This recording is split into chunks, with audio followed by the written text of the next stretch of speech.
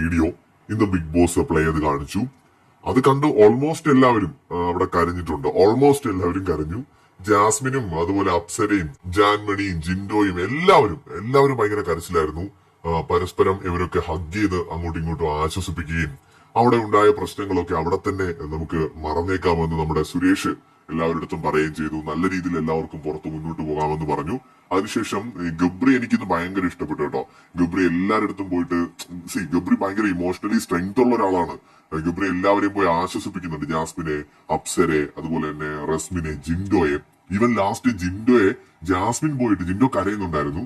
ജിൻഡോയുടെ കണ്ണീരൊക്കെ തുടച്ചു കൊടുത്ത് ആശ്വസിപ്പിക്കുന്നതൊക്കെ കണ്ടപ്പോൾ എനിക്ക് ഭയങ്കര ഇഷ്ടപ്പെട്ടു. എന്ന് വെച്ചാൽ ഇവരാണ് ഏറ്റവും കൂടുതൽ ഈ സീസണിൽ ഫൈറ്റ് ചെയ്തത്, ജാസ്മിനും ജിൻഡോയും ഗബ്രിയും ഒക്കെ.